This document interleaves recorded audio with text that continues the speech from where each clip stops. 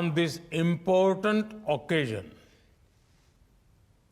we are embarking on a new chapter in the diplomatic and economic relations between India and Sri Lanka.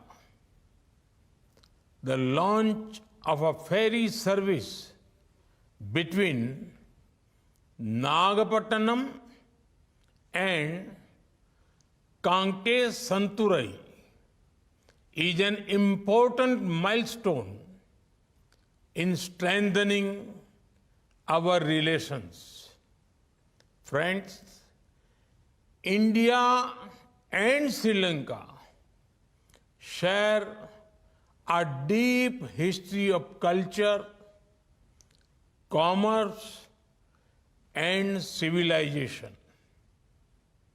Nagapattinam and towns nearby have long been known for sea trade with many countries, including Sri Lanka. The historical port of Pumpuhar has been mentioned as a hub in ancient Tamil literature. Sangam age literature like Pattatina Palai and Mani Mekalai speaks about boats and ships moving between India and Sri Lanka.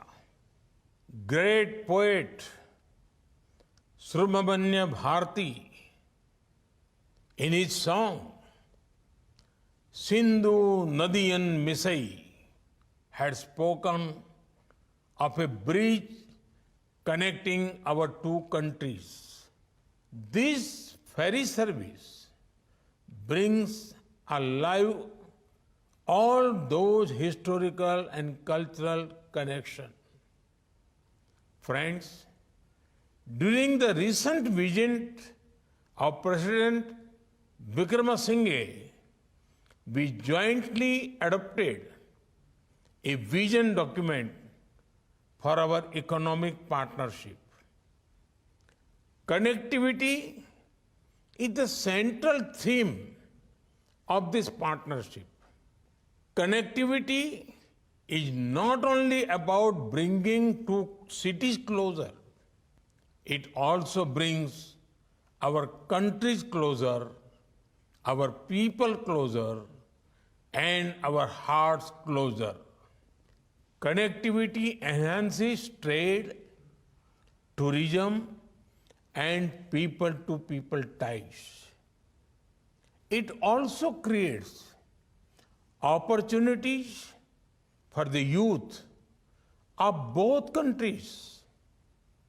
Friends, following my visit to Sri Lanka in 2015, we witnessed the launch of direct flight between Delhi and Colombo. Later, we celebrated the landing of the first international flight in the pilgrim town of Kushinagar from Sri Lanka. The direct flight between Chennai and Jaffna began in 2019. Now, the ferry service between Nagapattinam and Santurai is yet another important step in this direction. Friends, our vision for connectivity goes beyond the transport sector.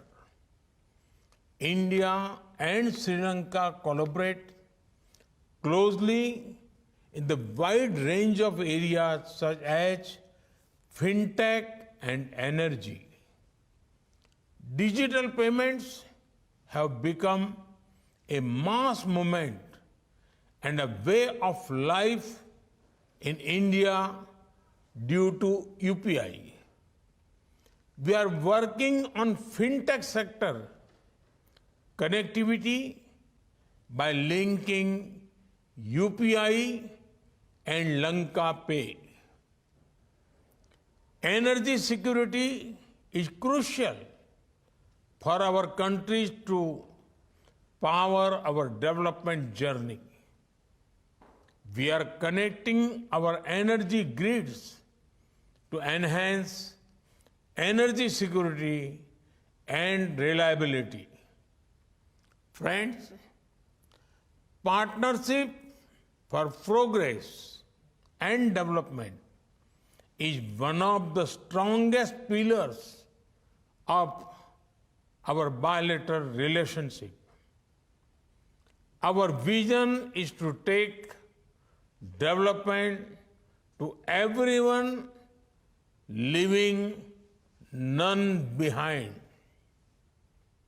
In line with this vision, projects implemented with Indian assistance in Sri Lanka have touched the lives of the people.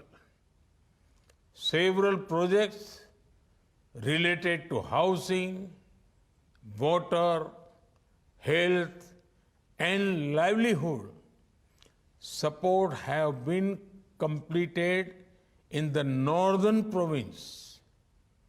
I am glad that we extended support for the upgradation of the Kanke Santurai Harbour, be it restoration of railway lines connecting north to south, construction of the iconic Jaffna Culture Center, roll out of emergency ambulance service all across Sri Lanka, or the multi-speciality hospital at Dikoya.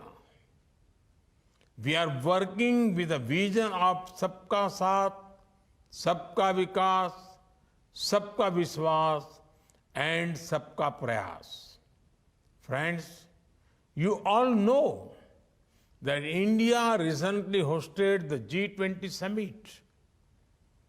Our vision of Vasudhaiv Kutumbakam has been welcomed by the international community.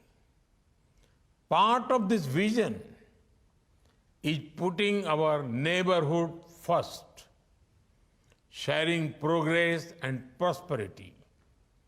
During the G20 summit, the India, Middle East, Europe Economic Corridor was launched. This is an important connectivity corridor that will create a massive economic impact on the whole region. The people of Sri Lanka will also benefit from it as we strengthen multimodal connectivity between our two countries. I thank the President, the government, and the people of Sri Lanka for the successful launch of the ferry service today. With the beginning today, we will also work towards resuming the ferry service between Rameshwaram and Talaimannar. Friends, India remains committed to working closely with Sri Lanka to further strengthen our bilateral ties for the mutual benefit of our people. Minister Nimal Sripala de Silva, Minister Sarbananda Sonowal ji, Minister Thiru E.V. Velu, dignitaries, brothers and sisters, Namaskar, Vanakkam, Ayubhavan. We are gathered here this morning to witness the launch of the passenger ferry from Nagapattinam to Kanke Santurai. This is truly a big step for people-to-people contacts between India and Sri Lanka, and it was so recognized by Prime Minister Modi and President Vikramasinghe. But the occasion is more than just a ferry launch. It is an affirmation of the people-centric policies of the Modi government that have helped both those in Tamil Nadu and those in Sri Lanka's northern province. Let us look at how different policies have come together to make a difference.